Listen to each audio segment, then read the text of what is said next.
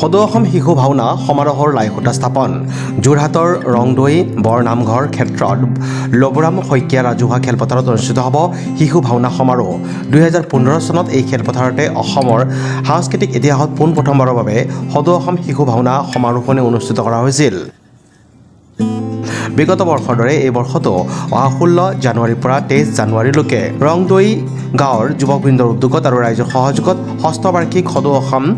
শিশু ভাওনা সমাৰোহখনি অনুষ্ঠিত হ'ব অসমৰ বিভিন্ন প্ৰান্তৰ মুঠ 12টা দলে অংশগ্ৰহণ কৰিছে এই ভাওনাত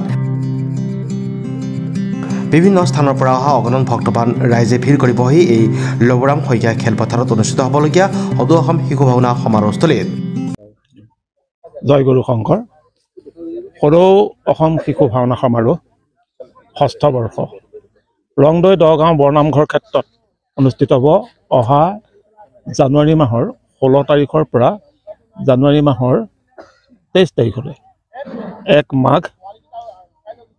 ঘৰ পৰা 8 মাঘলৈ আজি তাৰে প্ৰথম কাৰ্যসূচী লাইখুঁটা স্থাপন আজি গুৰু ঘাটেৰে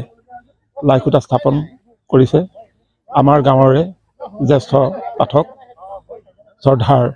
ভুৱন শইকীয়াদেৱে আমি ৰাইজক আজি এই বাতৰিৰ যোগেদি ৰাইজক আমি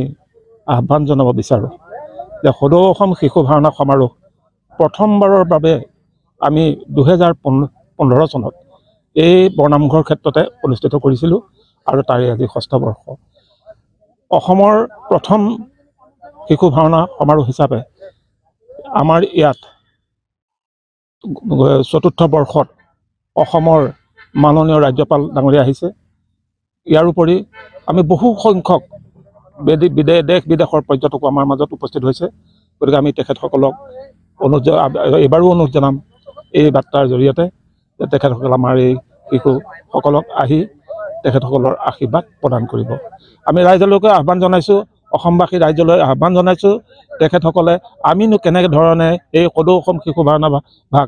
উদযাপন কৰিবলৈ আগবাঢ়িছোঁ সকলোৱে আহি যাতে তেখেতসকলে আমাক চাই শিশুসকলক আশীৰ্বাদ প্ৰদান কৰে তাৰে মই এই বাৰ্তাৰ জৰিয়তে তেখেতসকলক অনুৰোধ জনাইছোঁ তিতাবৰৰ পৰা Rituraj Bora report news express Assam